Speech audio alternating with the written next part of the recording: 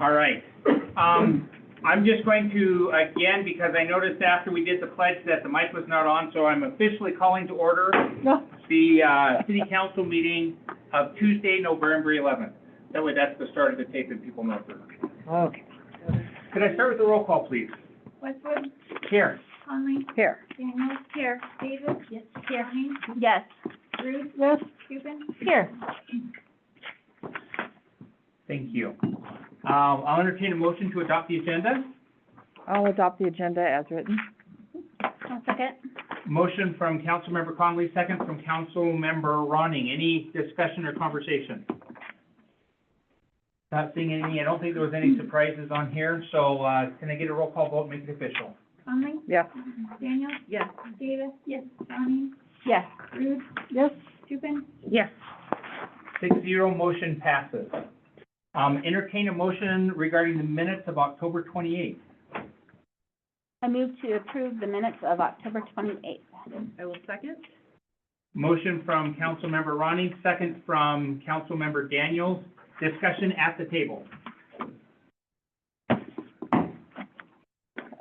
Hearing none, can I get a roll call, please? Conley. Yes. Daniels. Yes. Davis. Yes. Ronnie. Yes. Rude. Yes. Cuban. Yes. 6-0, the motion passes. I'll entertain a motion on warrants payable. Sorry, that's me. Okay. Did I read them off the mic? Anybody have them? Oh. Sorry. Okay, I move to approve warrants payable in the amount of $1,693,321.69. I move to. Okay, I have a Second. motion from Councilmember Ronning, a second from Councilmember Davis is the one I'm going to count. Good. She signed them. Discussion at the table, and let's start with a review from those who were involved with signing them today. Okay, well, the big ones were, we paid for, the sewer project, $989,270.33. So that really was the majority of it. And we also paid for, the water project of $569,846. So the majority of that went directly to water and sewer projects. Okay. Anything you'd like to add? Nope, thank you. All right, any other questions from the table? Hearing none, can I get a roll call, please? Conley. Yes. Daniels. Yes. Davis. Yes. Ronnie. Yes. Rude. Yes. Cuban. Yes. 6-0, the motion passes. Mayor's reports. First off, happy Veterans Day to everybody. Shout out to all those who have served, but I'm going to also add to that and shout out to the families. They make a lot of sacrifices too, so thank you. And thanks to Lonnie, who came in tonight, even though this is a regularly scheduled holiday for the city, so thank you. Major events, no newly scheduled major events this time around. I'm going to try to do that every time just to say, yes, we looked and there aren't any. Just a reminder for the public, there's going to be a public forum regarding the community tourism grant. It is going to be Wednesday, November 19th, from 5:30 to 7 at the Roosevelt Center. And they're going to be talking about the products they've identified. It's a grant that is focusing on winter tourism and kind of helping shore up our economy. And again, that's November 19th, 5:30 to 7 at the Roosevelt. I think I will add just an additional comment that this is just the public forum that they have where they're introducing to the public that grant and what it's about. There will still be, for many of their projects, there will still be separate public discussions, conversations, and meetings that come before Parks Board, City Council, Land Use and Planning. So this is just a first introductory meeting. It is by no means an opportunity to circumvent the normal process that we work so hard to do for open transparency at the city level. For council members, just a reminder that on December 2nd, There's going to be that joint meeting where the Urban Renewal Agency is going to present to council members and to planning board, the Kansas State University presentation. That meeting is open to the public, but, there's actually going to be a public meeting later on, so this is just a meeting for those three groups to get together and kind of see what they want to fine tune and present for that meeting. A reminder that I am going to be, out of town, and that window actually does include the next council meeting. We've talked about it before, but when I went back and reviewed the minutes, I didn't see that we ever actually approved that, so we'll have action on that, next time. So we'll just, to make it official. Projects, Rocky Fork, there's still some additional dirt to bring in. I signed the change order today. When they did the calculations, they forgot to include the fact that they needed to fill in where there used to be a basement and there isn't anymore. So, we're doing that, and at the end of this year, they'll have that level done and they'll get some seating in. Reminder that there's going to be a bank, restoration project there next year, very similar to what we did down at 9th and Cooper. And then at that point, we'll also have a better idea for how many parks we're talking about when we get to the public hearings about what to do with that space. What we'll do is we will, like I said, we'll know if we're talking about one park or if we're talking about everything from Rotary down to Finn. Just by way of information, upstairs construction is 99.9% complete. Great. We are still looking for a new handrail, the furniture's coming in, and our IT project. So you'll start to see some motion. You may have noticed a little bit of reconfiguration in the room downstairs. That's actually kind of getting a head start into our project next year, which is the downstairs portion, which is also going to be focused on increasing accessibility in this building. Just, like I said, if you haven't been up to see it, please go by and see it, although apparently not in the dark, because we have a light that's not working up there. Just a shout out to Brian Hanna, who's headed that up, but at the same time, the whole staff, Lonnie and Danae, everybody's been up there helping paint and cleaning and really help keeping the cost down to the city, for that, so.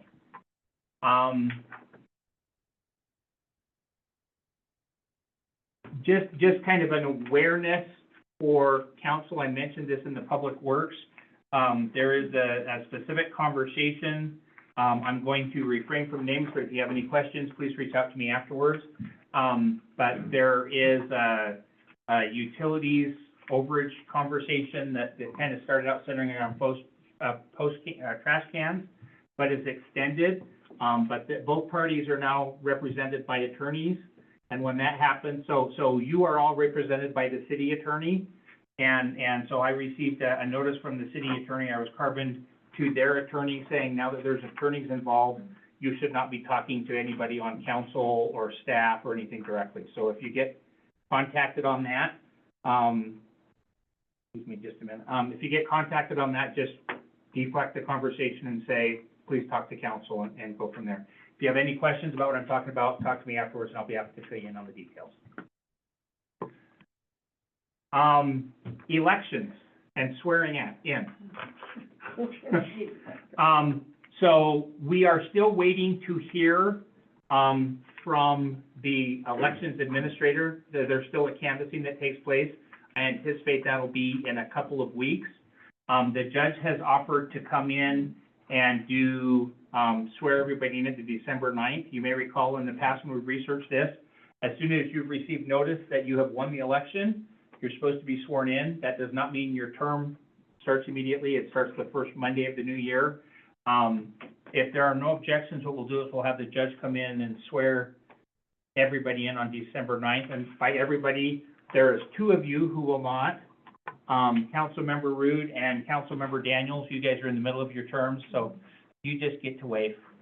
But we'll plan on that. Any objections to December 9th? Okay. And I've already communicated with future council member Battles, and he said that works for him as well.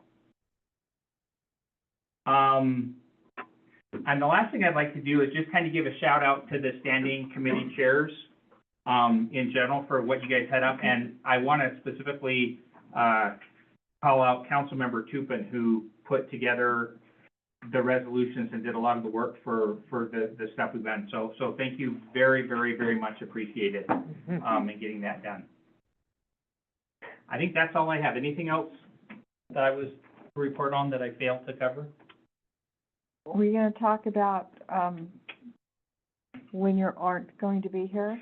When I'm not going to be here, the charter calls out that the council president will be conducting that meeting. And what, you're not gonna be here next meeting? At the next meeting that I will not be here. But we have to approve it. November 25th? Yeah, Okay. It's on the agenda, so we have to Way approve down it. here. Oh, yeah. yeah. So, and we can talk about that, yeah, but then, the council president will be stepping in, as well as a couple of other meetings to kind of run tech and stuff that we've been helping with, so. Okay. All right, anything else from the table? All right, hearing none, we will now go to public comment. This is the first of a few opportunities. There will be a general opportunity at the beginning of the meeting and also at the end of the meeting for the public to address council, on anything within council's purview. It's not public discussion, it's a public comment period, so what I'll do is I'll open it up. If you would step to the table, up to this one, because that's the mic that picks it up so people online can hear. And start by introducing providing your name and your where you live. Then you'll have 3 minutes to address the council on anything you wish. At the end of public comment, I will close the public comment, we'll bring it back to the table, and if there's any questions that the table would like to ask, or respond to, we can do that at that time. There's also another period at the end of the meeting to do that, and then on each of the action items, down under agenda item 9 action items, we will do public comments before taking any action on a per item basis for those. With that, I'm going to go ahead and open up public comment. And I will first look to the room. If there's anybody in the room who would like to speak, you are welcome to step to the podium and do so at this time. Hi, everybody. Hi. This the place? That's the one. My name is William Dow, D-O-W. I live in Billings. I've lived there almost all of my life. I've been coming to Red Lodge since the guardrails were made of logs. And there were a couple of cub bears chained to a tree that we would feed Coca-Cola to. Oh. That was the 50s. Hey, okay. Tourism's gotten a lot different, a lot better now. And I'm here to promote offer to promote a snow sculpture event in the town. I don't know if anybody saw the demonstration I did a few years ago at the Palm Restaurant. The Weimers can tell you, Tim did the three of us built the block, and I did the carving. It was 20 below the entire week, so I didn't get much exposure. I got exposure, but not the public exposure like I wanted. So I've been doing this for many, many years. I've done snow sculpture and sand sculpture in the summertime. These ethereal kind of sculpture events are kind of unique because they're time sensitive. You have to be there when the thing is happening, or else it could go away. I liken it to music. Live music is the best you can get. You can get the same music on recording. It's not quite the same. So, and especially with snow sculpture and sand and stuff, it comes and it goes away. So it's kind of a promotional thing. You can get all the people from Billings, and I'm pretty sure all the news people will be all over this if it happens. If you want more information or like the tutorial for it, you should go to gobrec.com. It's Breckenridge, Colorado. They've been doing it for many years. I've been to that one a couple of times, did not win, but I learned a lot, and has anybody ever driven I-70 from Denver up into the mountains? It's a cruel commute. It can be just it can be dangerous. And they get thousands and thousands of people to do that from Denver all the way up to Breckenridge just for this event. So I think Red Lodge can tap into Billings and the surrounding areas and stuff and just make something really cool. And here's another thing, I've won the contest in Idaho several times, and, they don't have snowmaking there. It's, McCall, Idaho. And they have they've been doing it for 25 years, but they got tired, and now I think Driggs, Idaho is gonna take it up. They're gonna be the national champion, the state championship. Montana doesn't have one. We don't even have one official snow sculpture event. That's how they choose the people to go to the Olympics and stuff. Thank you, William. Yeah, okay, I can go on and on. I'll be back. At the end. I'll be So back. There's an opportunity for public comment at the end, and please stick around in case. I will, people have any I'll be questions. available until everybody goes home. All right, Right. thank you. Any other comments, first looking to the room and those here in person? Seeing none, I'll look to online. I'm looking for either cameras to turn on, or mics to come off, or hands to wave. Seeing none, going once, going twice, 3 times. I'm gonna go ahead and close the public comment and bring it back to the table. I think there was some questions or comments. Well, where and when, Mr. Dow? Sorry, Where and when? What's your location, your date? but this is the first contact, okay? I haven't done any of that kind of stuff, but I know you've got some really good venues and stuff here. And, I'm thinking if we can get snowmaking from the mountain, we can do, So this is do not, it like whenever. It doesn't have to be a really cold, freaky, stormy winter. all right, well, good luck. Good luck. But you need Yeah. snow. I'm assuming you've reached out and worked, directly with the chamber to make contact with them, or? That was before. I did the demonstration piece with, talking to Sherry and Tim, and it came out, it was really great. I enjoyed the heck out of it. I had every piece of winter armor that I have on. Yes. 20 below, that was the warmest it got that week, so, Remember that week? yeah, it was, So, yeah, if you're going for the event or have a sponsor or decide on a place and time, there are land use permits, that, like if you had someplace you wanted to do, or if you wanted to put together an event, at that point, it would come toward the council or it actually comes to staff for approval, and then we notify council there too, so. yeah. Would you, Like the Roosevelt Center and that kind of thing? Yeah, so like if you wanted to reach out, if they wanted to do it, and that's their private property, they wouldn't even come to the city. Oh, okay. They would just notify the chamber to let the world know. I was talking to my friend here about the field behind the civic center, mhm. because it's protected. That would be city land, so then you'd have to get a land use permit. Yeah. And staff is happy to help you do that. Councilmember Does anybody want to help me? Councilmember Ronning, you had a question? I just was gonna suggest to reach out to, Sherry. I don't know if this would be something that you'd want to do, as part of Christmas Stroll. I think it would be a great addition to Christmas Stroll. But contact Sherry at the chamber. I'm also on the Christmas Stroll committee, so, yeah, we'll touch base later or get a hold of Sherry. I know she's not in town right now, but. Okay. All right, thank you. Any other questions from the table? Good luck. All right, thank you, William. Hearing none, let's go ahead and move into the action items. The first thing we have on the agenda is the stormwater PER, which is a public hearing. So we will take comments from the public at the end of that, but the action on this is actually going to be in 2 weeks, when Madam Ronning is in charge. Okay. So, could you start by giving us just a little bit of an introduction about what we're looking at and kind of what this process is, and then we'll go from there? Yeah, so this is, the public hearing for the 2025 stormwater, PER update and environmental assessment.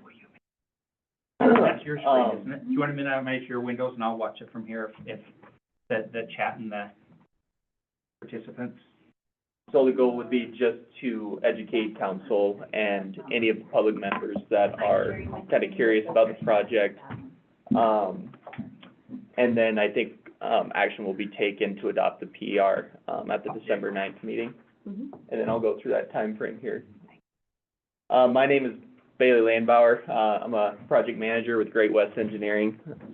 As I stated, this is for, PER hearing for the stormwater system in Red Lodge. You know, why we're here is I'm gonna give a little bit of background on the history of the stormwater system and some of the analysis we've done in previous years. It's about an 8-year effort now. We're gonna look at, the environmental analysis that we did, the draft, and then just try to garner some public feedback on that, if there are any questions from council. Like I stated about 8 years ago, the city identified a need to look at the stormwater system overall, because there were some cross connections to the sanitary sewer that were identified, and the city thought it pertinent to try to get all the stormwater out of the sanitary sewer system, so it wasn't going to overwhelm the wastewater treatment facility. So the first study was conducted in 2017, and then in 2018, we completed the first stormwater PER for the system, and then so that just looked at the system as a whole, how much, you know, we did rainfall events and analyzed the existing infrastructure that the city had in place. We completed that PER. I think we went after a TSEP grant, as it was called back then. There wasn't a stormwater utility district set up at that time. So ultimately, I think the TSEP grant was returned, and then we did in 2020 another PER update to make sure we could go after a project. And then in 2021, TSEP, SRF, and a new program, ARPA, came out during that time, and we were able to secure funding for the phases 1 through 3 of the stormwater improvements, if you guys remember those coming through the last couple of years. The stormwater utility district was also created during that time. We can touch on that further later in the slides. And so in 2023, construction of the phase 1 of the stormwater improvements was completed. You can go down there, Lonnie. Thank you. And then we carried that over quickly into 2024, where phase 2 and 3 of the stormwater project were completed. And this primarily focused on the outfall down on First and Hagen, all the way down to 14th and Broadway, if you guys were around town during that time. And then ultimately, we identified some more cross connections during some of those projects, and they were located on Broadway that were tied into the sanitary sewer system. So we contacted MDT to try to get a cost share done with them, because ultimately it's their right of way that was draining a percentage of their stormwater into the sanitary sewer system. And we did size the storm mains along Platte. So if you go east of Broadway, obviously get to Platte, but that's where our big storm line, trunk line is located, the big 42-inch pipe that collects the majority of kind of the center city's stormwater. So we got in contact with them recently, and they were ultimately committed to doing a cost share of like 23% of the project, just due to how much right-of-way they had connected, and how much rainfall was going to fall on that right-of-way. And then ultimately we're here because this year we completed a PER update to potentially go after future grant funding to continue the projects. So I sent out a draft to Public Works on 10/23, and then I just wanted to give a little update. Just between that time, I did a few updates to the draft PER, and I just added, Public Works notified me that there were 2 additional areas of cross connections in the general vicinity of what we were going to call phase 4, which would be the next phase of stormwater improvements.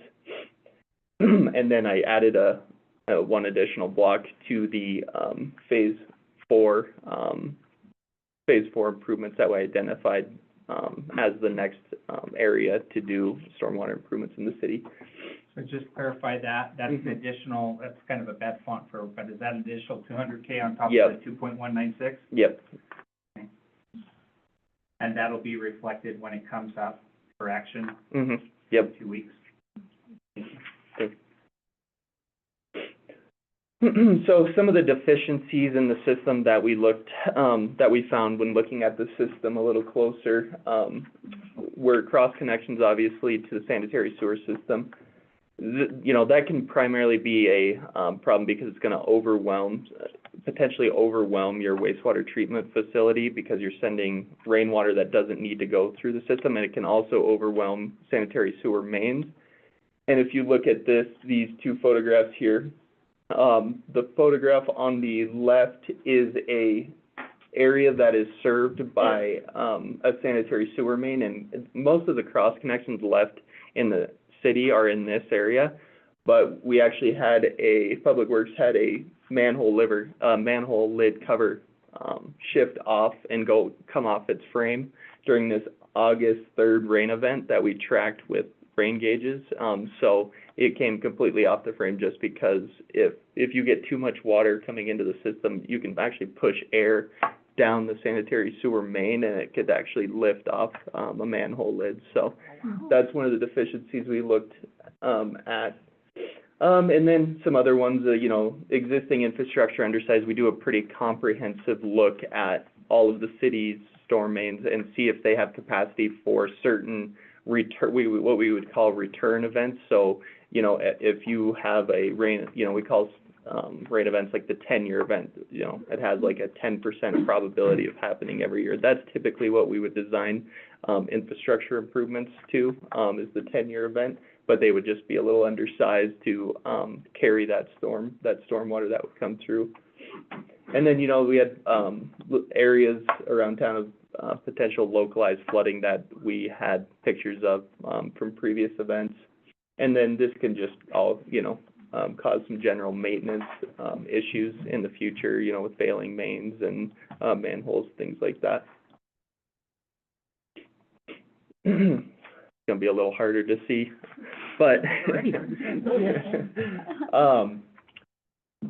so we identified some problem areas. So the city has done a really good job taking care of, when we first started this back in 2017 and on through those first three phases, the majority of the middle part of town had this red cross hatching that you can see on this figure here, and that hatching identifies areas of town where cross connections are happening, so inlets that connect to the sanitary sewer system. So we identified these areas right here as the priority for the city to look at first, just because that could cause other infrastructure to become overwhelmed. So, you know, the sanitary sewer, the wastewater treatment plant, where you guys are doing numerous projects on, we want to make sure that we're separating the stormwater from the sewer system. And then you can see this cross hatching along Broadway Avenue. In this figure, it's kind of in the middle.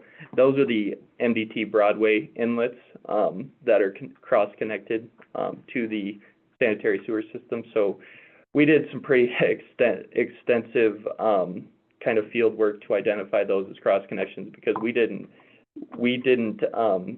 there was no manholes or anything like that to identify where the storm water was going. So we ultimately worked with Public Works to just verify that those were cross-connected, and we ultimately did that. So that would be our biggest area of concern, just because that area right there has a lot of runoff, what we call impervious areas, because it's all rooftops, asphalt, and everything. So most of the stormwater that falls there, it's a high volume, runs off into the sanitary sewer system. Site 2 is the kind of the bigger red hatched area on the left-hand side. This is caused, like on that deficiencies page slide I showed before. Any rainwater that falls here cross connects, and there's a big 18-inch sanitary sewer main that runs to the north. It's seeing what we analyzed in some of our modeling. We saw this area as contributing a lot of stormwater getting into the sanitary sewer system here. So we looked at identifying that as a priority as well. And then site 3 is kind of these drainage ditches that are running through town, can become overwhelmed sometimes. It sounds like we might be taking care of that with the next, one of these projects coming up in the near future, so this could change potentially. Because what I was going to ultimately, provide there and provide the city, information, we put, you know, a head gate structure there to drain it into the, storm water system and not overwhelm streets and stuff like that in that area. And then site 4 is the blue L that comes down along 19, and then comes down 19th. When the flood of 22 happened, we actually looked at updating the 19th Street outfall on the bottom left-hand side of this, and I'll provide you guys with figures and everything too, so you can see this a little better, because I'm sure you're squinting, because that's why I brought this piece of paper here, just so I could see. But we actually made sure we updated that when, that section of highway was getting completed, that we put in a storm main there that was going to be able to handle, runoff from this side of town. So that was, we were just trying to have some foresight there, with these projects coming down the line. But ultimately, in area 4, that blue line work there, we just, through our modeling efforts, think that system is a little undersized. So, you know, surcharging, stormwater coming out of manholes, that sort of thing, could happen if a big event like a 10-year plus comes through, so. And then, kind of these yellow areas over on the north side of town, no. Yellow? Where's that? Yeah. I finally see Well- green. Well, I see that it's Cooper, first Yeah, 8. and actually, you'll see it on the next slide here, coming up. Challenge accepted. Yeah, right. Actually, why don't you scroll down, Lonnie? I think I can clarify a little bit of this. And this is kind of the decision matrix that we use, and when you get the PR, you'll see these identified sites that I have on these figures here. We rank them. We say, okay, we look at life cycle costs, like the initial capital cost of the project. We look at technical feasibility, permitting, that sort of thing. We look at, you know, operation and maintenance, you know, if it's gonna take burden off that. We look at social impacts, environmental impacts, and then ultimately a big one that we put a lot of weight in is, public health and safety. And so if we go down to the next slide, Lonnie, we ultimately looked at 3 sites as it could fit into a nice project. It was, you know, not super expensive, like doing the entire system at one time, obviously, is a huge expense to the city.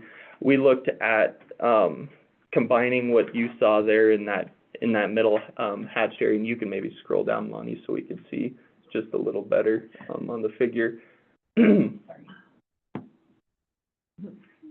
What she's been, this is the phase 4, and so those 2 new sites would be included into phase 4?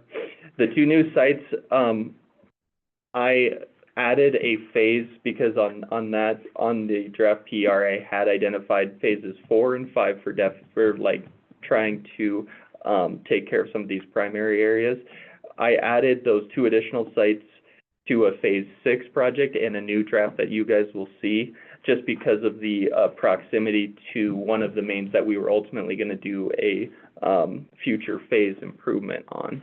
So it was. So that 200,000 isn't going to be added to phase 4, then it's going to be part of phase 6. It's going to be added to phase 4 because just looking closer at some of these inlets and stuff post that draft PR that you sent you guys, I wanted to verify and make sure that we were going to capture some of those cross connections in that area. So I did add 1 more block. So you'll see that reflected in the next PR that you get. Are you froze up, Lonnie? No. Okay. Can you go down one slide? Thank you. I like yellow. Yep. Yellow. Yep, so now you're seeing the colors. I was kind of jumping the gun here with my phases, but so we identified as our as the next phase of stormwater improvements to be this maroon color, as you can see, kind of in between the cyan and blue area with the cross hatching. That's where your cross connections are happening, and also these Broadway inlets. So that's what we're going to be calling phase 4, as we think is going to be the most advantageous project for the city to go after to try to get all that stormwater out of the sanitary sewer system. And that includes Broadway? Mhm. Alright. Well, 12th and 13th, 12, 12, Cross connects on those 5 roads that are highlighted. 4. yep, 10th. 9th, 10th, 12th, and 13th is where we identified, those cross connections happening. And you'd have to close down Broadway? We're going to try to, grab the stormwater on 9th, 12th, and 13th prior to going into Broadway. What is on 10th, you have a sanitary sewer, like a big main that actually crosses Broadway that the inlets are connected to, so we would have to look at crossing Broadway at that location. You know, just to put some context on that, we did do that on the phase, I think it was phase 2 and 3, we went across 11th and 8th on Broadway. Right.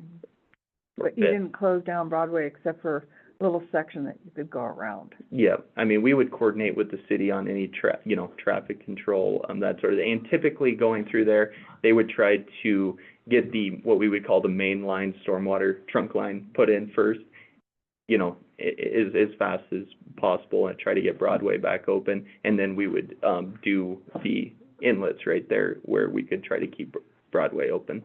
Are there guesstimates for how long it would be down? I can see where that could Yeah. play into scheduling. Yeah, and I will touch on that on the EA portion, because there is a traffic congestion part of the EA, but, I think we were down for maybe less than an 8-hour period on the phase, 1 crossing and the phase 2 and 3. And then what we ultimately did is, I think we rerouted them up to Villard, or Oaks, one of the two up there, and, it seemed to work fine for routing traffic that direction. As you continue, when you say initials, will you say what they stand for those of us who don't speak EA and? Oh, yeah, sorry, environmental assessment, yep, Okay. mhm. Just kind of in general. Yep, absolutely. You can keep it here, Lonnie, on that figure up there. And so, kind of looking at post-phase 4 projects, we were looking at also, adding this site 4, which is that blue line, on the left-hand side, to what we would call a phase 5, because it fit the nice footprint of a project that was within reason, capital cost-wise. And then, site 7, due to those added cross connections that Public Works provided for us the last couple of weeks, into a phase 6 project in the future.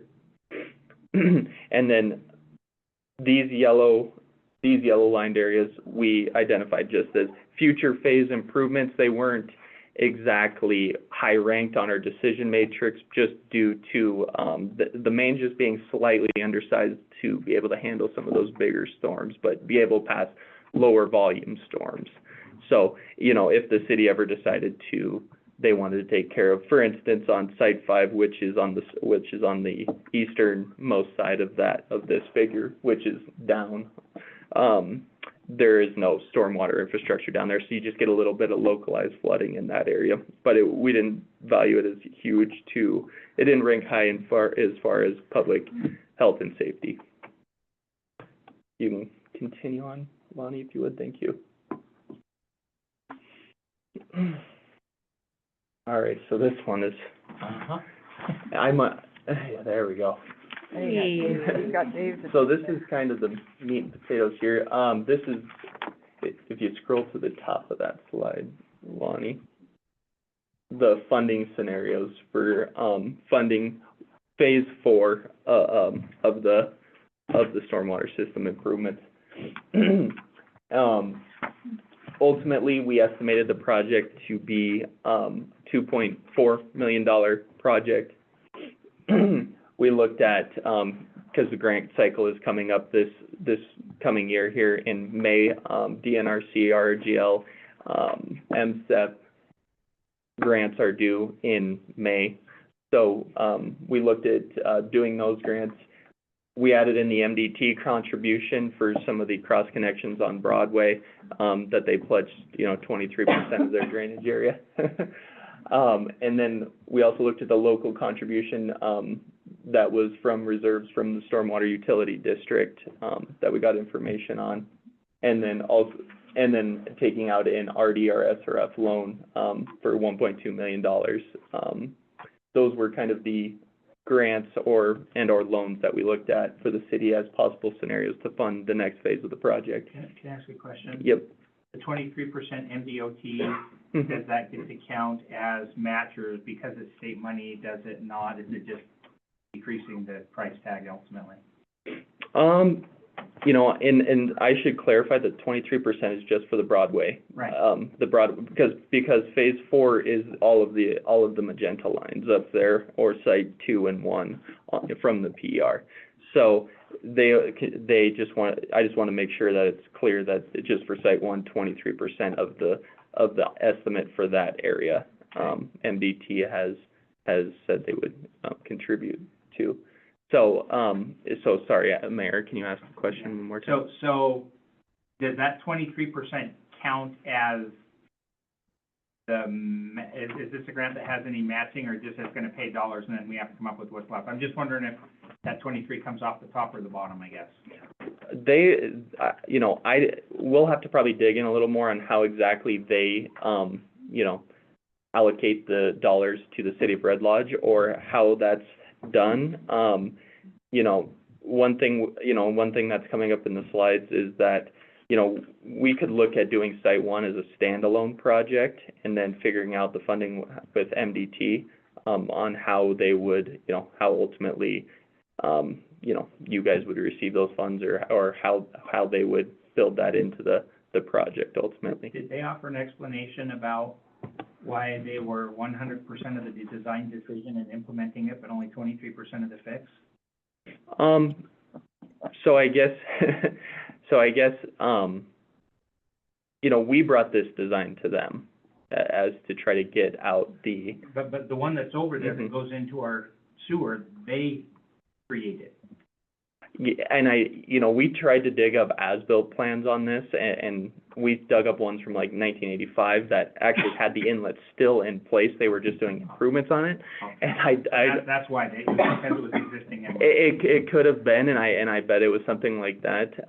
And oh man, we dug back and forth with our guys at MDT to try to get, prior, and they, it's just a, paper in a vault somewhere, I guess. And so anyway, how that ultimately was constructed and who constructed that, I think there's, it's kind of in question at the moment. But what the 23% covers is, we did just kind of so when you look at stormwater and rainfalling, that falls on what we call as drainage basins. And so where those drainage basins drain to, MDT had 23% of the area of the rainwater that falls, that goes to those inlets in the cross-connect areas, is their right-of-way, is their property. So there's stuff that may be going into those drains, but it's coming not from their right. Yeah, so it would be 77% is like, buildings on Broadway roof drains, or just concrete sidewalk that the city owns. It's not an MDT right away. Thank you, that answers the question. Sorry, Yeah, that was a roundabout way. That was spot on. I said they're 100% of it. No, they're not. They're only 77% of it, or only 23%. Right, yeah, and they've been actually really good to work with, and we've been working with them on this in particular for a couple of years now, and so, So anyway, kind of jumping back into the funding scenarios, like I said, it's a $2.4 million project. You can kind of, scan through some of these things. We have annual loan payments in there. We have total interest, as you can see, like an SRF versus an RD loan.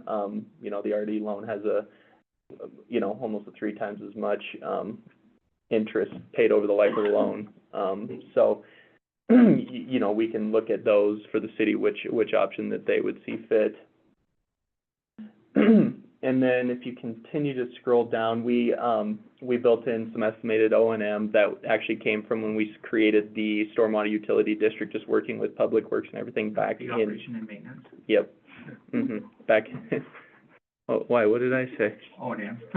Okay, sorry, I'm so used to working in this world, I need to spell those I acronyms out. actually knew what that meant.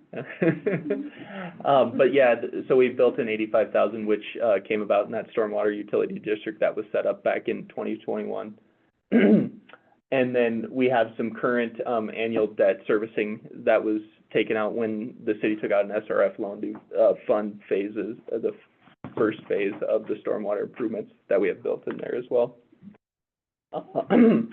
Ultimately, if you have any questions on this, you can go ahead, but ultimately, we're looking at, a cost, increase to do phase 4 of the project of $1.70, per EDU, which is, you know, each one of these properties within city limits when we set up the storm utility district.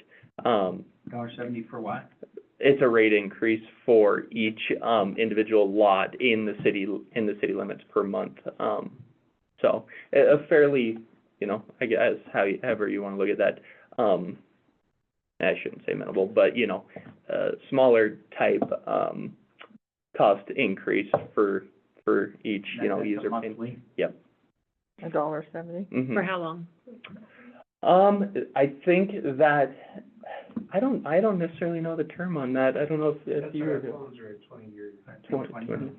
Already has 40, but because of the longer term, you pay less, but you pay way more interest over the life of the loan. Yeah. Mhm.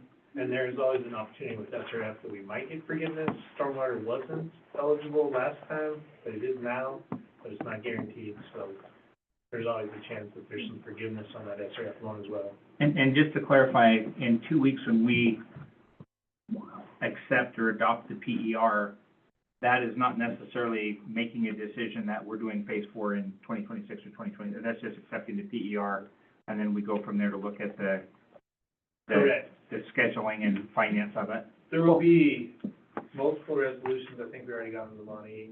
One will be just accept the PER and the findings and our recommendations. And then there will be ones, if the city decides to move forward to pursue the grant funding and do the project. And that's when you would decide, yeah, we want to commit to doing these grant applications. And that's the time between now and May.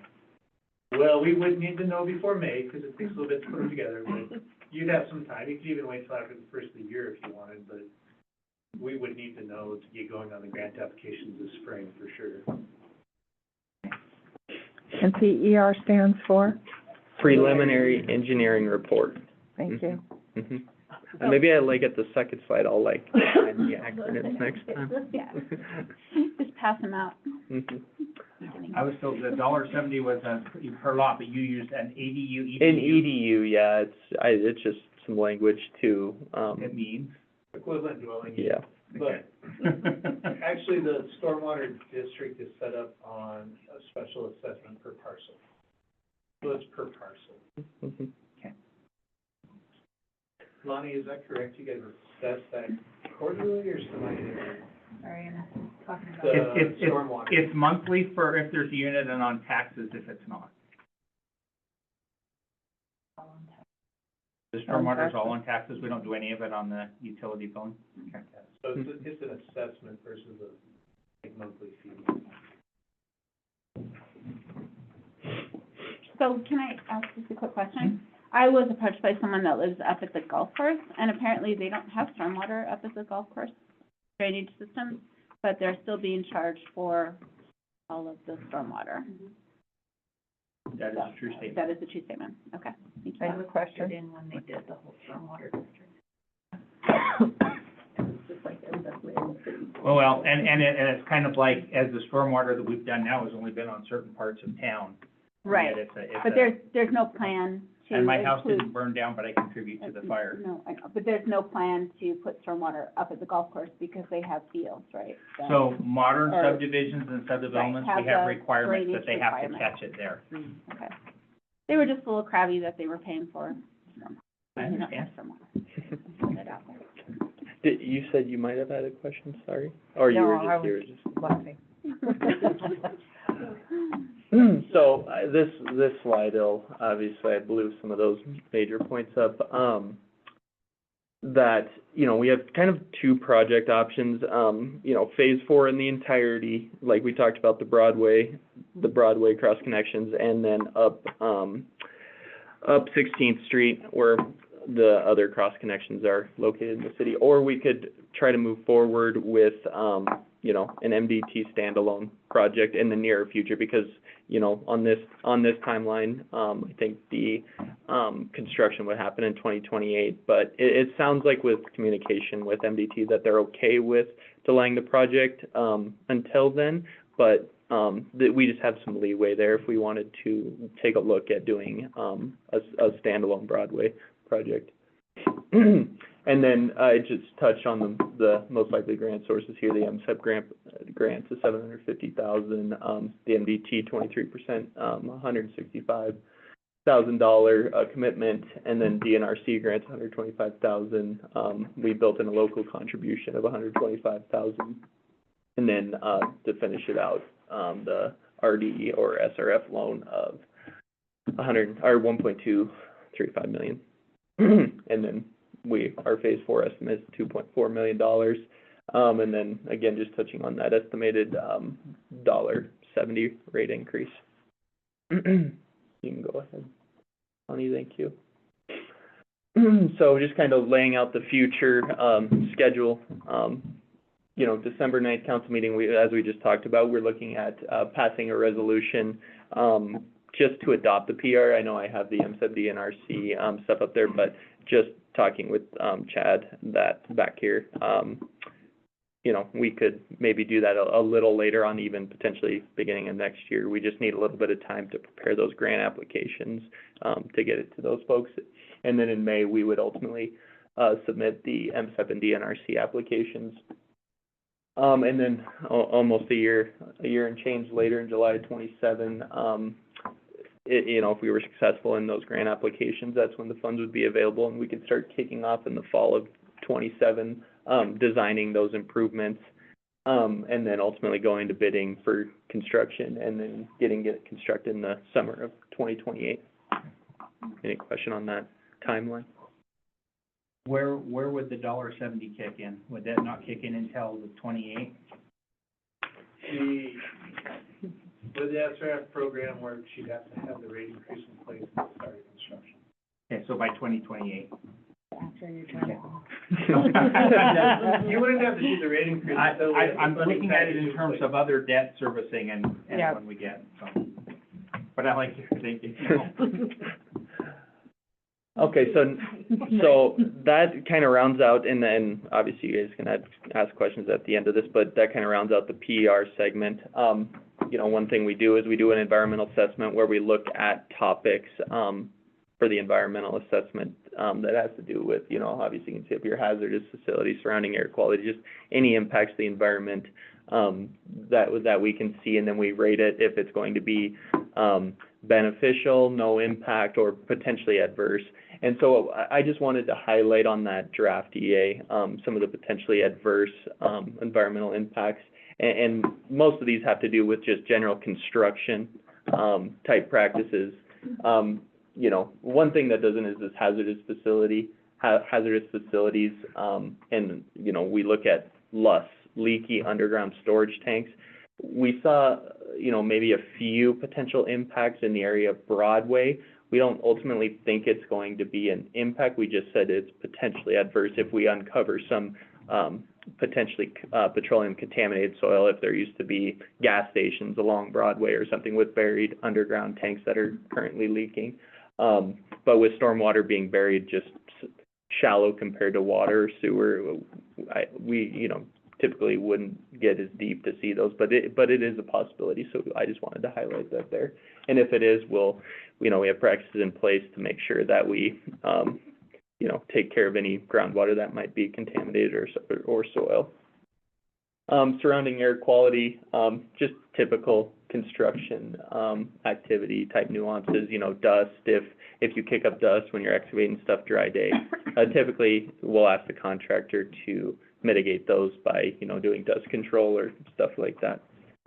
Groundwater impacts, you know, if we, start digging and, you know, we usually get a geotechnical report done before any of these just to see where groundwater is at. But if we happen to run into groundwater, we don't want to just keep it, you know, circulating in the groundwater around the construction site. We'll do, you know, some MDT or some DEQ, you know, dewatering practices, which is the Department of Environmental Quality. And then some surface water, so typically if you do a construction project in the urban area, like Red Lodge, you'll have some dirt, you know, that gets left up on the street, and you'll have rain that hits it, goes down into surrounding inlets, but, you know, that's taken care of by, we have to do what's called a, storm water protection plan. Very That- good. Yeah, we use BMPs or best management practices to mitigate that turbidity getting back into the river via inlets, like putting you know, filters on inlets and stuff like that. So that we just kind of list that as potentially adverse because you know, that has a possibility of happening. You can go to the next slide, thanks, Lonnie. Oh, sorry, there's more. Yeah. And then another thing they highlight on the environmental assessment list is some nuances due to like fumes. So this would, we just note this being potentially adverse because of just construction equipment being in there and, you know, combustion engines, things like that being used. So, some, you know, more traffic that way. And then noise, you know, during a construction project, it's gonna be a little bit noisier. Typically when we bid out a project, we put in our specifications that they can only work 7 to 7. So we try to mitigate noise and, you know, late hours and that type of thing. And then transportation networks and flow. Obviously, when you do a construction project like this, it could impact traffic flow and patterns stuff. Doing traffic control and stuff like that will mitigate those types of things, so. And then obviously, I think I sent Lonnie this, but if you don't have it, Lonnie, the draft EA, is posted out here if you wanna view that in any more detail and some of the benefits that, we think that this project can provide for the environment. Yeah, I have a question. Yes. With the EA, is there any studies done for the actual adverse facts that happen to the river and where the stormwater goes? Do you do those studies?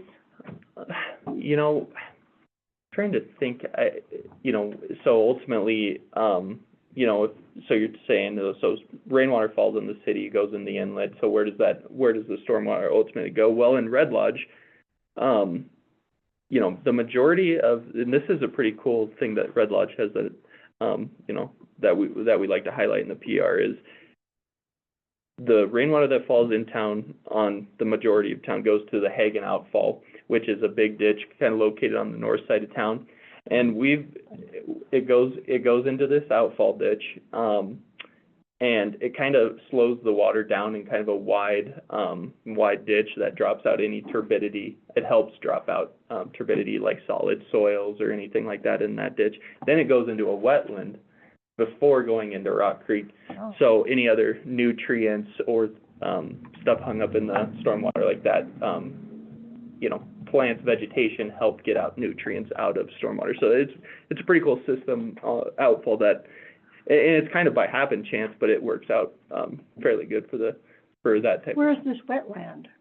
It is just, so if you go to the Hagen Outfall, which is located up just north of Wildlife Sanctuary, north of the wild. Yeah, right up by the recycling center. There's like a They hump built you have. last year, They built that one probably in 2023 when they did the phase one of the stormwater improvements. And there's like a hump that you can go over because we had to put a gigantic, like 54-inch storm drain right there. it was like adjacent to the recycling center, just to the east.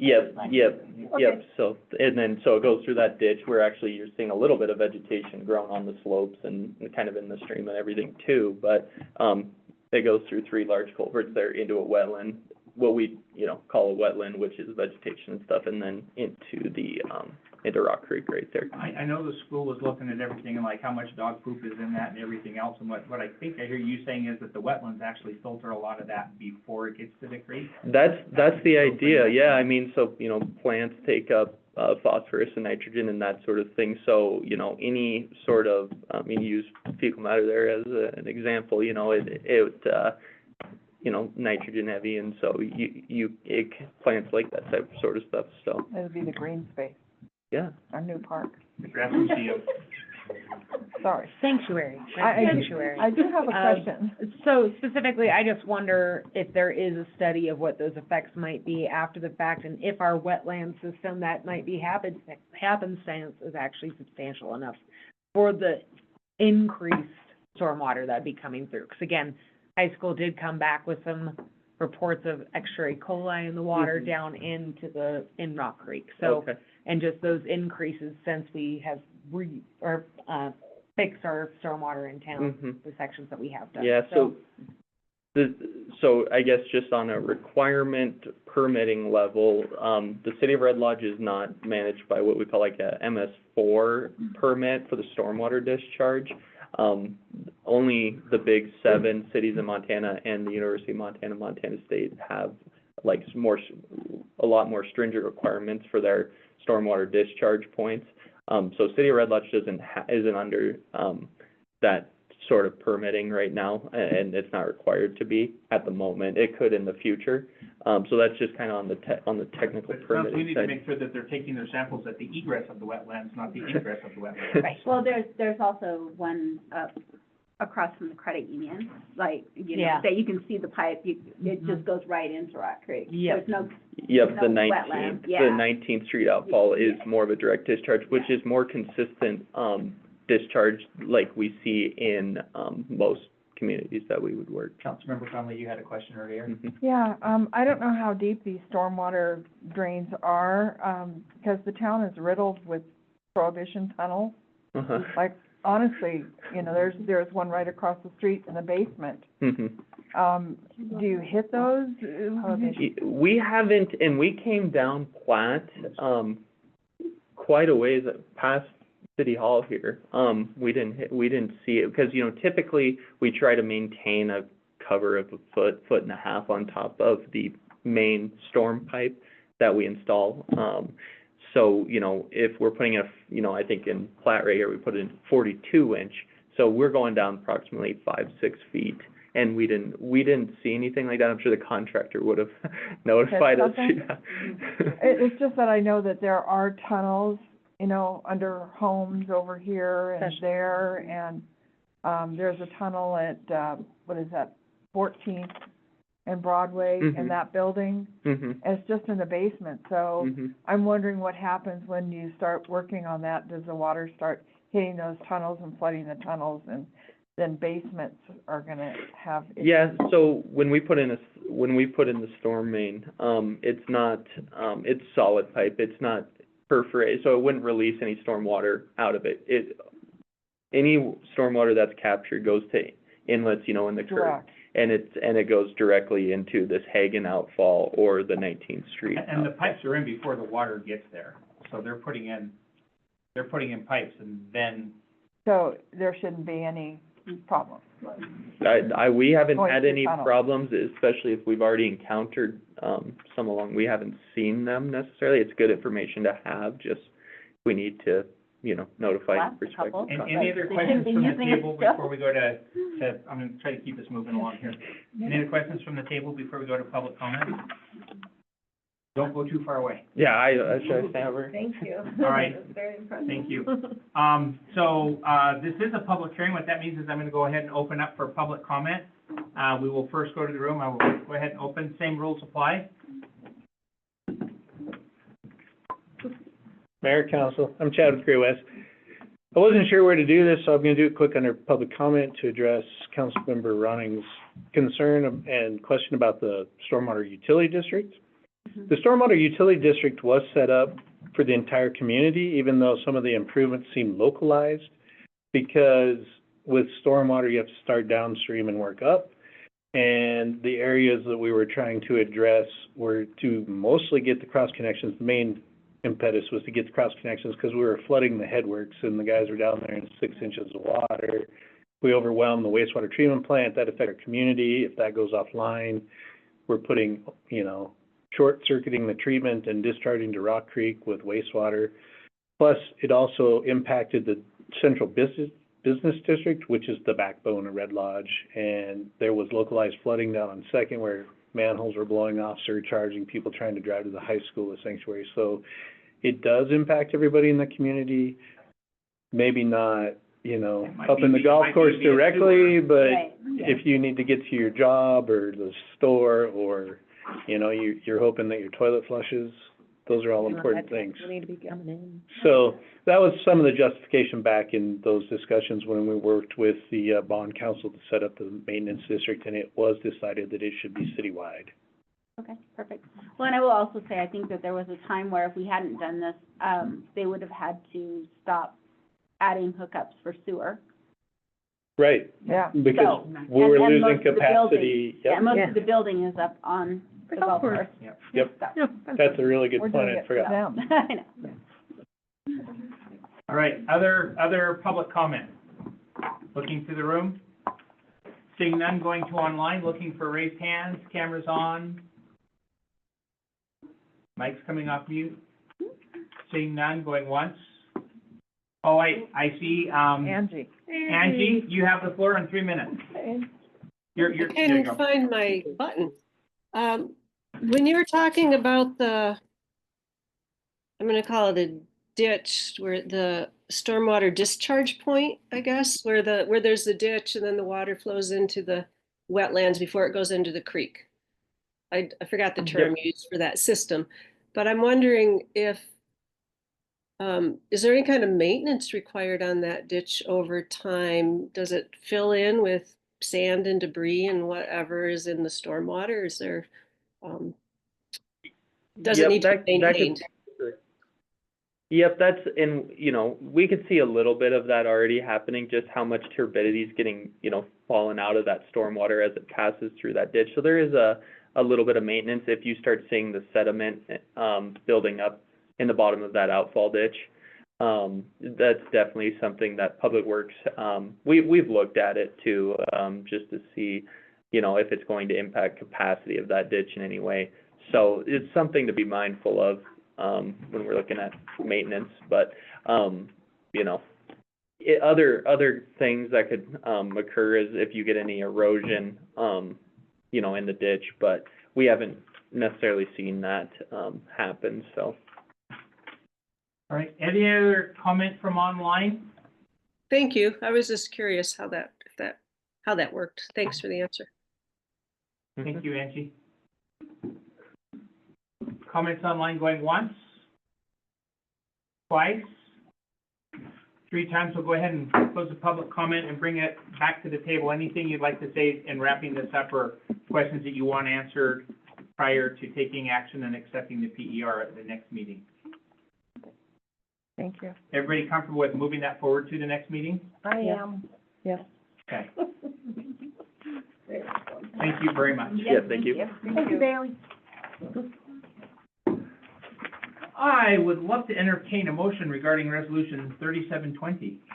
I move to approve resolution number 3720, budget amendment resolution amending appropriations and reserves for various funds for fiscal year 2025. I second that. I have a motion from Councilmember Ronning, a second from Councilmember Conley. Before we go to discussion at the table, Lonnie, would you give us just a 37-second summary? So this, fund was the, it was the EDA. Yes, The EDA fund. 42,240. So it was just an auditor adjustment, when you guys did the amendments, I missed this one. So it's just like the last one, it's just cleaning up the budget Making the pluses and the minuses match. match. Yep. Okay. Discussion at the table. Hearing none, this being an action item, let's go ahead and open up for public comment that is specific to resolution 3720. Looking to the room and online. Going once, twice, 3 times. We'll go ahead and close that, but we'll be able to say everybody had a chance to speak to it. Any further discussion at the table before we take a vote? Can I get a roll call, please? Conley? Yes. Daniel? Yes. Davis? Yes. Ronnie? Yes. Rude? Yes. Stupin? Yes. 6-0, motion passes. I will entertain a motion for resolution number 3721. I will make a motion for To approve resolution number 3721, a resolution authorizing the memorandum of understanding between the City of Red Lodge and the Red Lodge Tennis Board for the design and development of a tennis complex located adjacent to Coal Miners Park. I will second. I have a motion from Councilmember Tupin, a second from Councilmember Daniels. Discussion at the table. We've had the discussion last couple meetings, if I remember correctly. This is a memorandum of understanding to allow for the tennis board to continue to explore and, look into the design and development of the tennis courts. This isn't necessarily an approval of the land use at this point, but it is the opportunity for them to get some engineering work and the due diligence that is needed.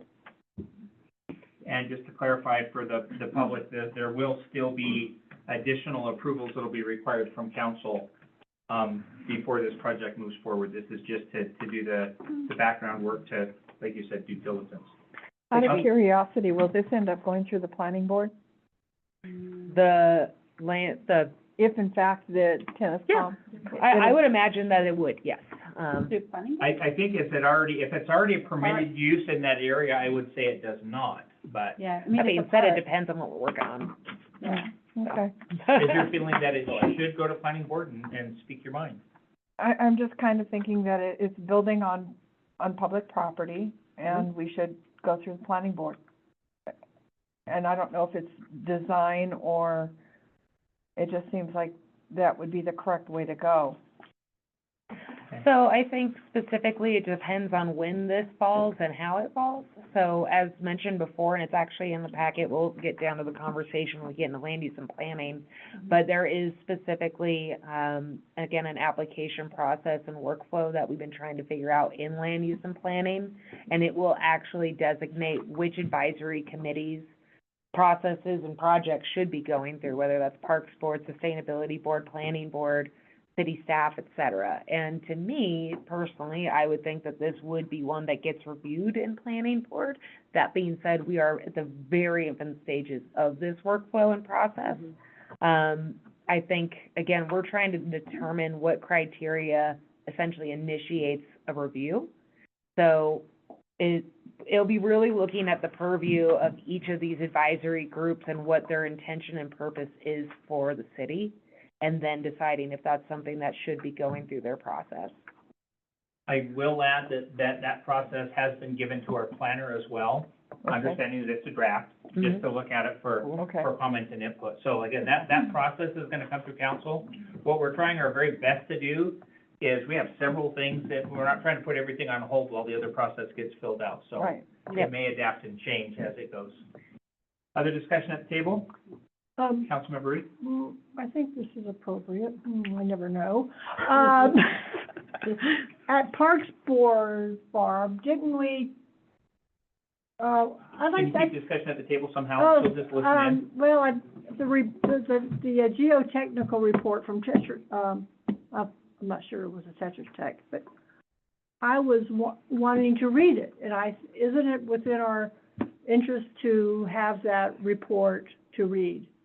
And that was, they had just gotten it last week at Parks Board, and they hadn't really, they gave us a brief synopsis, but I would like to read it, if that's, if that's. Is that something that gets in the way of approving the right to do things like go get a geotech, or is that just something that we need to make sure we get before we make a decision to move forward or not?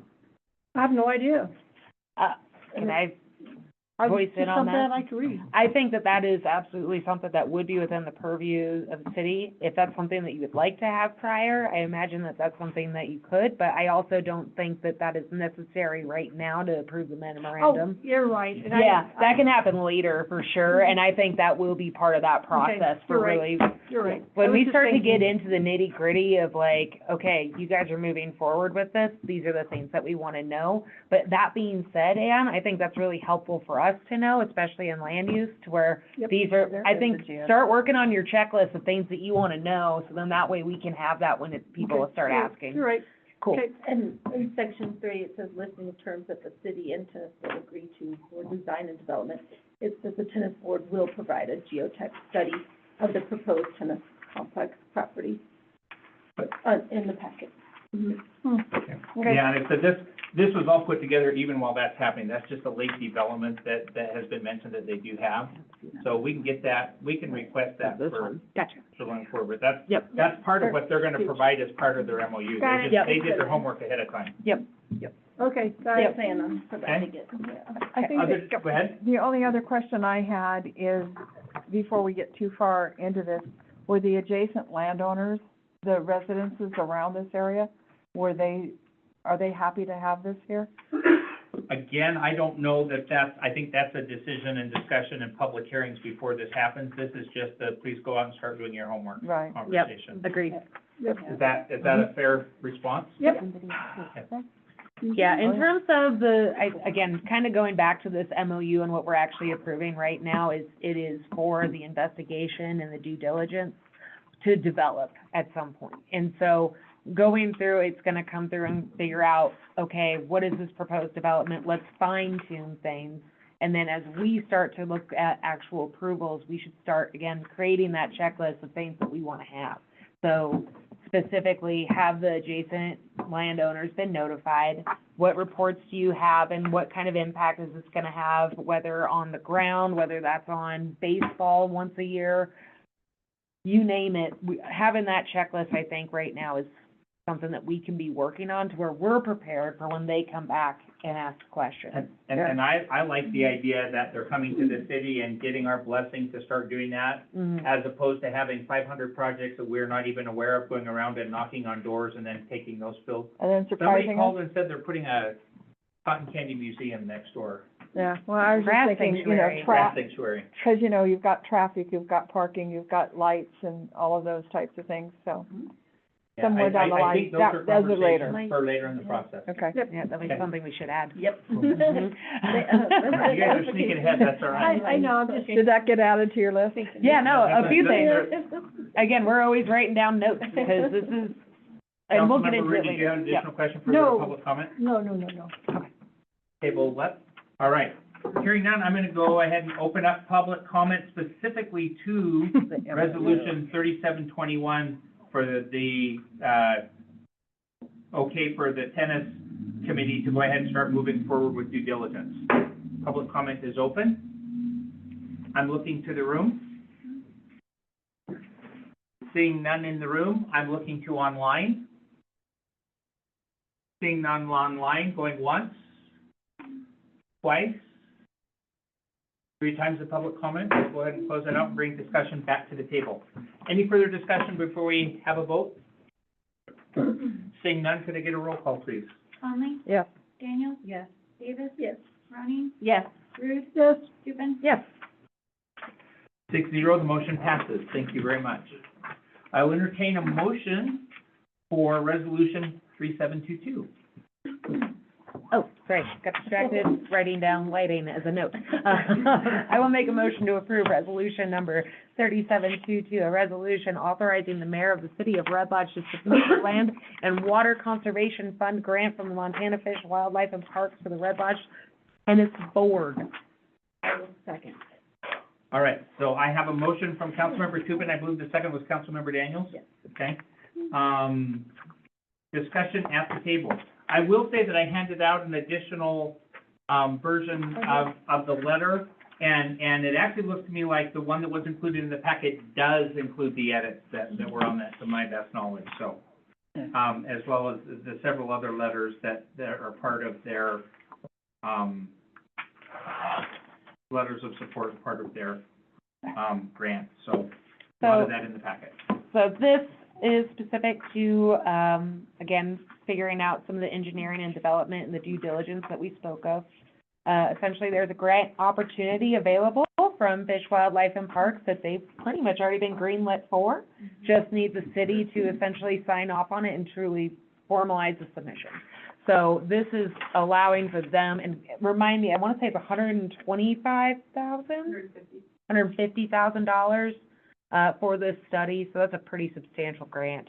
And they've been doing a boatload of, and just kind of to tie into that MOU that we approved and moving forward with a lot of this, they've been working very diligently with Parks Board, city staff, other members of Coal Miners Park, et cetera, And they've been active at the last month and a half of council meetings, so it just shows a level of commitment that I do appreciate. And again, the fact that this is basically ready to sign off and have in their pocket is fabulous, so that's my words.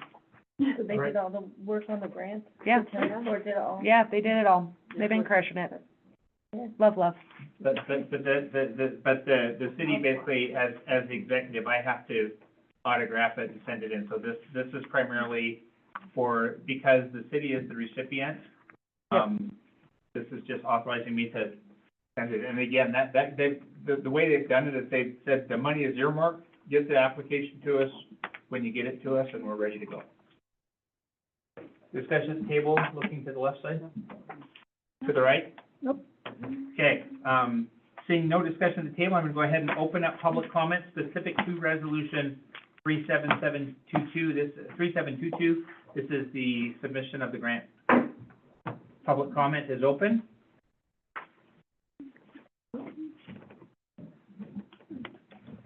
Hi, Barb Beck. I would just, for one point of clarification, this grant is coming to the city, but we're gonna pay RLACF to be the grant administrator. There shouldn't be administrative costs for the city. Perfect. Thank you. Other public comment? Looking to the room? Seeing none, looking to online? Looking for unmuted mics, cameras on, raised hands? Going once? Twice? Last chance for public comment on the grant. Go ahead and close that public comment, bring it back to the table. Any further discussion? Seeing none, can I get a vote, please? Conley? Yes. Daniel? Yes. Davis? Yes. Tony? Yes. Ruth? Yes. Steuben? Yeah. 6-0, motion passes. I will entertain a motion for resolution 3723. I move to approve resolution number 3723, a resolution authorizing the submission 2026 participation and member agreement for the Montana Main Street Program. I would second. Motion from Councilmember Ronning, second from Councilmember Tupin, and I apologize, I was just shuffling around because I grabbed the wrong one first. Discussion at the table. Well, this is to, allow us, as you can see in this, to, re-up our membership into the Main Street Program. And it also, we will be reorganizing the Main Street group, this is the one that I'm talking about, for the committee. Have the mayor will be appointing people to that committee, so that we can, the city will be more involved. We kind of have not been involved in the last couple of years, ever since Courtney left. Courtney was really instrumental in supporting the city position as our city planner with the Main Street Program. So we will be stepping up our game since we've kind of slacked off in the last couple of years. And there'll be the stakeholders on this committee, such as the Community Foundation, the City of Red Lodge, the Chamber, and a couple other stakeholders. Mayor, did you have more comments on it? I do not. Okay, so. Other questions or comments at the table? Hearing none, this is an action item, so I'm going to go ahead and open up to public comment. This is public comment specific to Resolution 3723 about Red Lodge re-upping our agreement in the Montana Main Street Program. Public comment is open. Looking to the room. Seeing no storm of people. Looking to online. Going once, twice, and keeping it official and offering public comment on each and every action item. Go ahead and close the public comment on 3. All right, back to the table. Any further discussion before action? Hearing none, may I get a roll call, please? Conley? Yes. Daniel? Yes. Davis? Yes. Tony? Yes. Ruth? Yes. Steuben? Yep. 6-0, motion passes. I will entertain a motion for resolution 3724. I move to approve resolution number 3724, a resolution authorizing the Red Lodge Area Community Foundation to submit a Montana Department of Commerce Main Street Program grant as subrecipient of the City of Red Lodge. I'll second that. Motion from Councilmember Ronning, second from Councilmember Conley. Discussion at the table, please. So, we had pretty much, authorized them to fill out the application, the grant application at our last meeting. This, just makes it official. The funds would be used at the Roosevelt Center for their parking lot project to get rid of a lot of the parking lot there and turn it, is it green space that it will become? And, this is one of the grants that, because we are a part of the Main Street program, we can apply for these grants. And so these are the type of things that the subcommittee will be helping to, facilitate too. And I will take a little bit of a risk slapping here. One of the questions that has come up is, are there opportunities that the city could take advantage of? And the answer is, there probably were, painted bump outs, some of the stuff on Pride Park, but we didn't get ahead of it and weren't there. And so the Roosevelt Center has graciously stepped in to basically make sure that some of that money is at least coming to Red Lodge, even if it's not a project that the city has identified. So we appreciate them, doing that, so. And they did a great job on the grant writing. Yes. I'm sure that's Mary Beth. It was massive. Any other discussion at the table? Massive. Seeing none, I'm going to go ahead and open up public comment specific to Resolution 3724, about the foundation being a subrecipient for this grant. Public comment is open. Looking first to the room. Seeing none, I will look to online. Going once, twice, 3 times to keep us in official, transparent, and open. We'll go ahead and close public comment. Bring it back to the table. Any further discussion? Seeing none, can I get a roll call, please? Conley? Yes. Daniels? Yes. Davis? Yes. Ronnie? Yes. Rude? Yes. Stephen? Yes. 6-0, the motion passes, and we'll get you signatures tomorrow, executed copies of everything. Thank you. And will you remind me, I still need to autograph the support letter as well. All right. I would love to entertain a motion to make it official that the mayor has permission to leave town for more than 10 days, which by charter requires council approval. I don't know. What do you think? Would you only miss the November 25th meeting? That is the only meeting I will miss. That is the only council meeting I will miss. Well, I would move to approve the mayor's absence at the next meeting. I will second. Just For because more I than need to 10 days. need to be gone for more than 10 days, Oh, okay. which happens to include. 9 days. I'm going to find. Okay, I move to approve the mayor's absence for more than 10 days. Is that it? More than 10 days? Yeah. But less than, No, no. It's Like, when are you coming back? yeah, I mean, like, that's the next month, he's gonna be gone a month. Like, what? 6 weeks later. Well, that's a clarification. But less than 15 or 20, yeah, go ahead, you can change it, tweak it however you'd like there. Well, tell us how many days you're gonna be gone. Yeah, give him some. You're assuming I know, I say yes here and show up, I want to say it's 2 weeks. Okay, so I would move to approve the mayor's absence, for more than 10 days, but less than 20.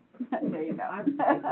I'll second. All right, I have a motion from Okay. Councilmember Conley and a second from Councilmember Tupin. Is there any further discussion, or? With the Did we- airlines right now. Go enjoy your life. Yeah. Better bring You've worked really Yeah, hard. souvenirs, please. Yeah, bring back chocolate. Seeing no discussion, let me go ahead and open it up for public comment. I guess this is an action item, we'll go ahead and open it up for public comment. Going once, twice, Done. nothing in the room, looking online, going once, twice, 3 times. Go ahead and close public comment, last chance for discussion at the table. May I get a vote, please? Conley? Yes. Daniels? Yes. Davis? Yes. Ronnie? Yes. Rude? Rude? Yes. Stephen? Yes. 6-0, the motion passes. Thank you very much I thought we had made that official before, but we went back and checked our dotted i's and crossed t's in the records. I wasn't sure we were. So if we did it twice, thank you. All right, that concludes the action portion of our meeting. I would like to remind council that we have a resolution that says we will be done before 8 o'clock unless we have a motion to extend it.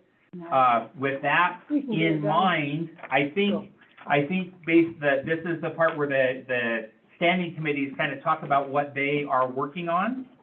And, if they need to get additional input from the full council, and having sat in on those meetings, I think we can probably do this before 8 o'clock. So, first off, Optimistic. First off, we'll have public health and safety, and for that, we'll go to, Committee Chair Conley. Oh, we talked about the rural fire department annexation, the public presentation. We talked and did some work on, tobacco and vaping in, city parks. And, Erin with the county is going to be here on December 9th, is when the schedules were aligned. And so she will be here to speak about that. Okay. Any other questions for public health and safety from the rest of the council?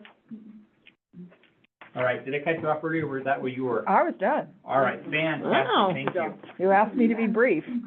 All right. Next, we have admin and finance, and for that, we will go to Committee Chair Ronning. Yes, so I apologize, my internet died, my phone died. But, I guess, our main focus was our business registration ordinance, and, we've been working on that. We thought we would have it ready for you all tonight, but we're about halfway through. So it isn't quite ready for prime time yet, so I apologize for that. And then, sorry, it's kind of hard when you don't have, Do you want the agenda? yes, for admin and finance. Do you want No, to- my phone literally Is this what you died. wanted? Thank you, yes, thank you. So I lost all my notes because they're in here. And of course, we already did the other two things, such as fill your budget, the, Main Street program, the grant recipients, and we also had, a sample petition and resolution for, the Red Lodge Rural Department annexation. And did we give that to everybody? No, we did not, that is just, Okay. I think I did. oh, actually, we may have, Yeah. we handed out copies, let me rephrase it, it was not in the packet. Right, it was not in the I got packet. it this morning, we So, got it. yeah, so we do have copies of those that have been written, samples of them, so we will have them drafts, yes. So we will have those, probably up for discussion at our next meeting. And so then that we can, vote on it. Maybe, yes, maybe, okay. Chelsea, did you have anything that you wanted to talk about with the business registration that we're working on? Just that we're cranking along on it. It is pretty substantial edits, from Danae, Dennison, and Lonnie, just from, trying to get things cleaned up from years of work. So essentially, we will have a marked up copy as well as a complete copy for you. The big reason we didn't want to bring it to the table tonight, is just it's a little overwhelming having all of the changes in there. And we wanted to be sure that we had a complete copy to share with that. So there wasn't a lot of question on, well, why hasn't this changed, and, or why did this change, and what does this actually look like? Because it's a lot of color. So, Sandy, did you have anything else to add? Nope. I have a question of Jody, Yes. or whoever's on the committee. You said you're gonna have that for a vote in 2 weeks, the petition about. No, it's gonna be up to discussion. Just discussion, 'cause, Yeah, okay. no, it's not gonna, it's gonna be We're- below the fold. Yeah, we're a long way away. Okay. Yeah, no. Yeah, I hope we're a long way, because I'm On fence. just, don't know much about it. I don't understand it yet. We So, will bring yeah, that. that's, the resolution that you have Found actually it. kind of talks just about the initial part. What happens is two things. Council has to say, yeah, we're open to it. And then there's a petition, which means we have to have some sort of effort on how that petition is circulated and how that gets populated. So Was Tom Kuntz at your meeting this morning? he did not make it to the Okay, meeting. good, all right. No. Okay, Thank you. Nobody's been at several of them. yeah, Yeah. but I just, thank you. Yep. Absolutely. Okay, that's it from us. And the answer is, we will be ready before we move it forward for action, so, with all things. I promise we won't rush that at all. All right, any other questions for admin and finance? All right, seeing none, thank you. Let's go to land use and planning, and for that, we will go to Committee Chair Tupin. Yeah, so we did have, Mr. Mayor come to us, wondering about requesting a formal survey of Brewery Hill property. So essentially, we're in the process of doing that land transfer with the chunk of land in the middle of the chunk of land on Brewery Hill. And coming down the pipe later, we're going to have some requests for the use of that land, a potential rezoning for that land. But specifically, we're gonna need a survey because it's gonna change the lines. So, we're gonna wanna have that done. But one of the things that was also brought up was, okay, how do we use this land later? What process does that look like? And again, going back to this process that we've been working on, kind of gave some direction of, we want some sort of summary and letter of intent that we can bring to council, then from there shape the actual application or the actual request for use. So essentially, we want more information before we're even willing to entertain change. So, that's what that was. And then to kind of go into that draft of process for designating changes of use of city-owned land. So specifically, that was in the packet. It is extremely rough at this point, but it does give a general idea of the direction that we're going.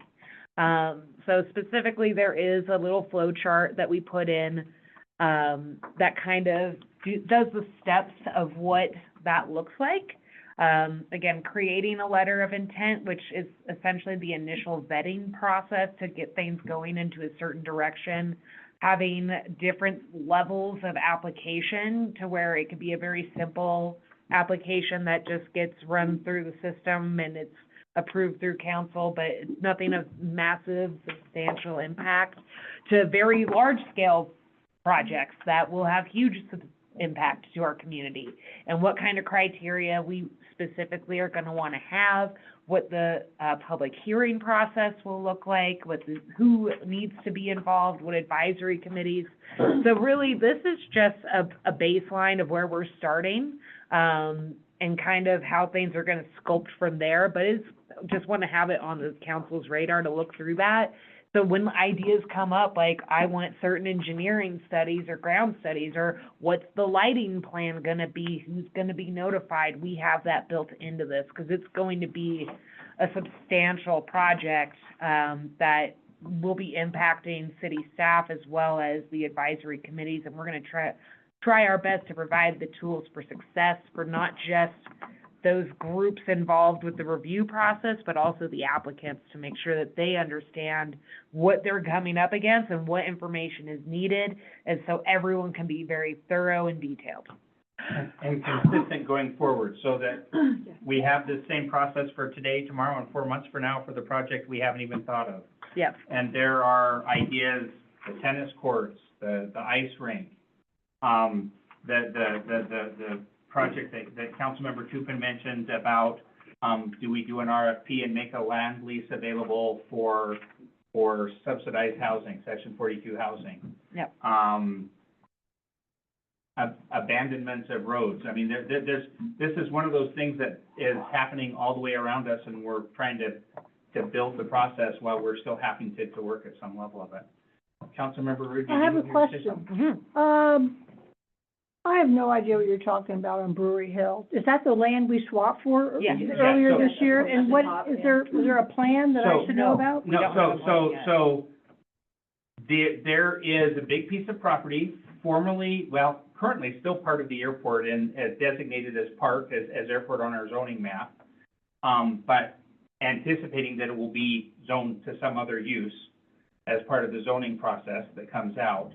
And so you'll recall that we had a big piece of land that was a postage stamp in the middle that we didn't know, and we said, if we're gonna do anything with this as a city, it would be better if we had the whole thing, not a donut.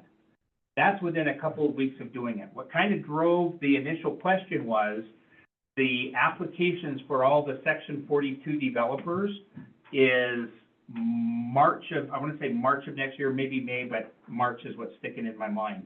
And my question was, and there are some things that have to happen before we do that. One of them is there has to be a survey, and two, I kind of have to, if that is a valid use of that.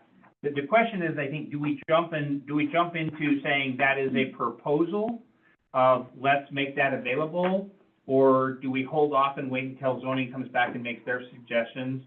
After the standing committee meeting today, my guess is that I think shooting for facilitating folks to put in for a March deadline for that use of property is pushing it.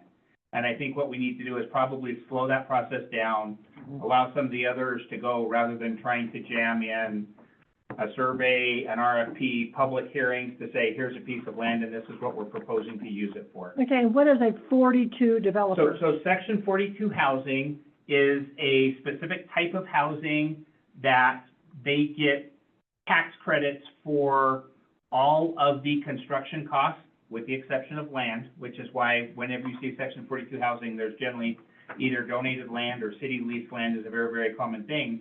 But in But it's low exchange, income. but in exchange for that, it is specific to 45% of AMI.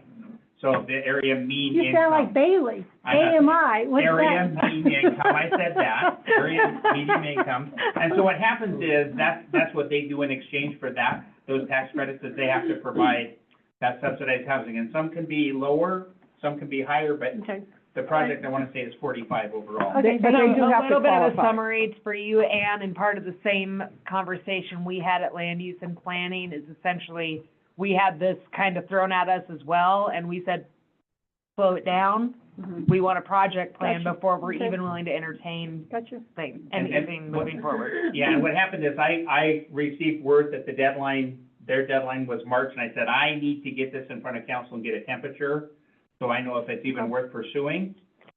Or do we say, this is a lovely thing, let's talk about it a year from now? Got it. Okay, thank you. I'm just gonna go hard with the yes on that.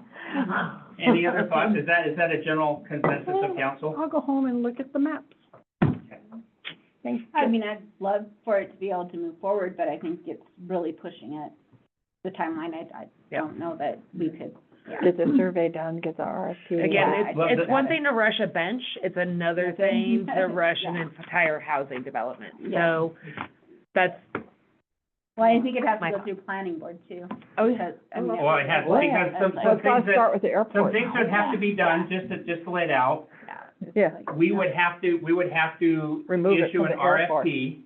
got to remove it from the airport. Zoning would have to change it so it's no longer Airport Park and have to change it something a else. lot of steps. And we would, like, well, the RFP would do that, and then the survey, which in fairness is by far the easiest of those steps. And included in that would be Yeah. public comment Yeah, and public hearing discussions prior to that point in time. and planning board Yeah, meetings. So, and- Yeah, this is, Design reviews and planning board. all right, so I think that's good, but I also think what my general sense from taking the temperature is what my objective is this is a wonderful idea, but that doesn't mean we should rush it. correct. It's a I don't- fantastic idea, let's I slow don't- down and make sure we I do it don't right. think you Right. can rush it. Slow and smooth as fast. Line, and that's now ours, or going to be ours. Right, that's what we did earlier Yeah. this year. Okay, Yeah. that's what I thought. Yeah. Committee Chair Tupin, anything else you want to add to that? No. I think that, again, we've made some decent progress on that little flow chart. We, next meeting, plan to assess, next steps and what other pieces are gonna come into this, because that's just the high-level groundwork, and then it's gonna trickle down into even more homework, so. I Just will let- FYI. I will let you know what feedback I get from the planner and if he feels it's appropriate to jump in at the next meeting or if it's still a couple meetings out yet. Oh, yeah, Just you can jump in anytime, it's a mess, so. I don't think it's, I think it's just a large project. It's big, Honestly, it's big. Any other Yeah, questions, any other questions for land use and planning from the table? Nope. All right, hearing none, we will go to Public Works, and for that, we will go to Committee Chair Ronnie. Okay, well, let's see where to start. Mike gave us a brief update on where things are at. He says things are slowing down with their projects. They're starting to work on some winter projects. And with that, he did kind of go over, possibility of a street abandonment that dead ends. Kind of wanted to get our feel for that. Basically, we need more information on that, is where that was left at, because we had some pretty mixed opinions on that. So, but there again, it's a big process to go through. So it's just in the feel-out stages, and so. May I add a comment there? Of course. In conjunction with that, the EDA road project, curb and gutter, Yes. that we have scheduled for work next year. The Bonner Avenue, which was kind of the road dead end of discussion, was currently part of that project. And Mike came to me and I supported him and said yes, and I got that same sense from council. Because this other is an open for discussion, I think it's a process to go through, but it doesn't make sense to go spend $150,000 for a road that we made, that basically Dead ends. is dead ends and is served primarily as a parking lot for adjacent businesses. And particularly with all the development and happenings going on up at Coal Miners Park, they have identified putting pavement in up for that dirt road that goes up into that parking lot and coming out and putting a curb and gutter, which will help address the drainage issues, be a part of the draining issues that they've been working on kind of slowly and gradually over the next couple of years. And so going ahead and putting pavement and curb and gutter in there while somebody else is paying for it. And I said yes. So they are still pursuing that to make sure that ADA has to sign off on that. But their goals are, they don't want to see it necessarily going to things that benefit residents. They want to see something that either benefits businesses or the business of the community as a whole. And that fits right into that because there's a business up there, but all of the things that we talk about, tennis courts or soccer, all of that stuff brings business to Red Lodge and therefore benefits the benefits. I see head shaking. Oh, it's not a business, it's a nonprofit. Sorry, just feel like that's what I mentioned. The sanctuary? Mhm. Yeah. Yeah, but I said, to me, it's all of the sports things up there bringing business to town is the business type of that. No, again, I'm not saying I disagree with it, I'm just saying Okay. clarification. And I just Clarification. wanted to throw that as so for awareness of council and see if anybody objects to that decision, but basically, let's, I think it's a better use of that portion of the money than Paving. where there's a big fat question mark. Yeah. Definitely. Paving a dead end street, dead end block, so. It's almost 2 blocks. Yeah, so, anyway, and then, Ann gave us a brief, update on Parks Board and sustainability. Basically, she just talked a little bit about the MOU for the tennis. They've been working on that a lot. And, apparently tennis and disc golf have been, meeting and, trying to work together on the use of that property. That was a very big, that was one of the things that came into Parks, and that's, I mean, it's funny that Parks is the headache part of this job, right? You have all these wonderful things come in where you can make everybody happy, and suddenly you hit Parks, and you're gonna have some people happy and some people not. So we challenged them with getting together and coming up with a solution and kind of mediating and all getting the same page, and they came back and said they'd had a meeting and they thought they had a plan forward, and there was much rejoicing.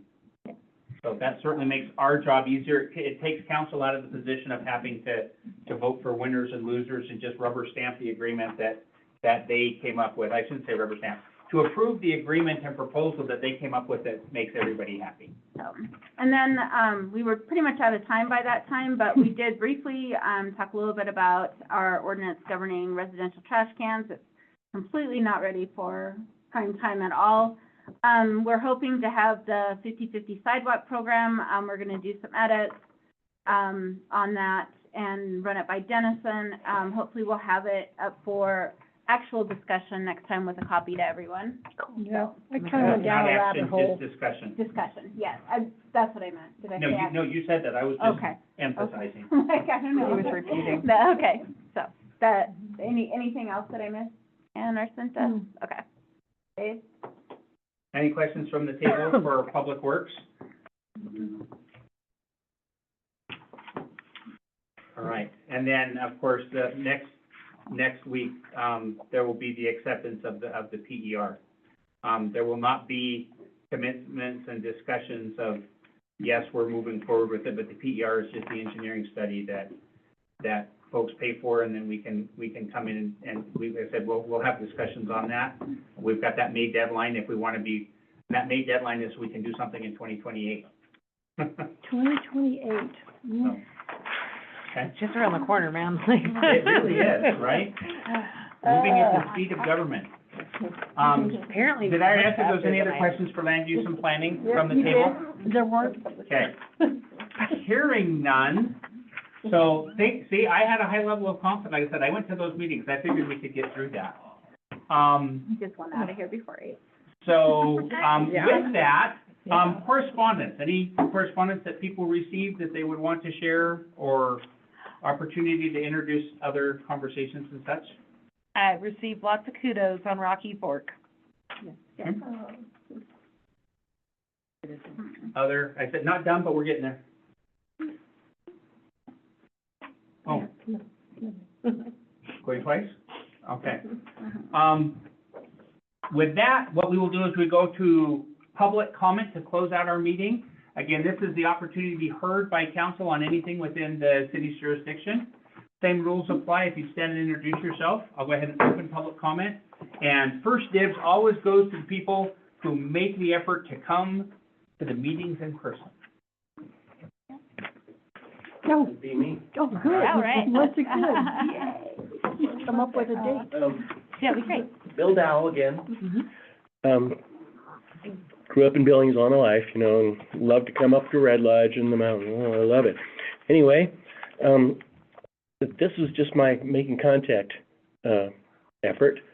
And if anybody knows anybody in town who is into art or promotion, city promotion, any of that stuff, there's a reason that Breckenridge is such a big thing, because actually for a long time they did not have any prize money or anything. I don't know why people went.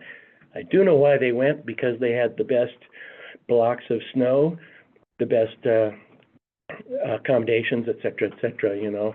So they did their planning and everything on how to run the contest. The big thing is snow, of course. I've been to Red Lodge in Christmas Day when it's this temperature, Yeah. right? Yeah. So we kind of need Springtime. snowmaking in order to make this happen. On a timely thing, if you're going like, well, 3 feet of snow, let's go carve it. Nobody will know about it. It will be a wonderful effort for yourself, but not for any kind of promotion. So being able to have the snow and is the major thing. The next thing is in Driggs, they use basement forms, concrete forms, and they have a loader and stuff, and they pretty much do it fairly quickly. They do like 6 blocks in a day, and these are 10-foot blocks, pretty 10-foot cubes. So it's a industrial effort in the first place, and then it's people love process shows. I've done work at state fairs and things, and we always do something before the fair opens or before something happens, so that there's something that we always work top to the bottom, something on top for people to look at, and then the gold standard is return business, right? So if they go, oh my gosh, what's the rest of this is gonna be something, we have to come back to see, because it's sand sculptures are unique and wonderful, and they draw people. It's like some kind of magnet or something, but probably because they're so unusual and uncommon. And the fact that it's ethereal material, means that, it's kind of a timely thing to do. Come and visit Red Lodge before it melts. Thank you, Bill. You're welcome. That's 3 minutes. If you want to make sure to leave some contact information when it's done, that way we can share it with folks. Okay, great. Yes, thank you very much. And I said, we'll be wrapping. And like I say- Just directly if you want. Yeah, like I say, if you know anybody, contact me, okay? All right. Thank you. Any other public comment from, any other public comment from the room?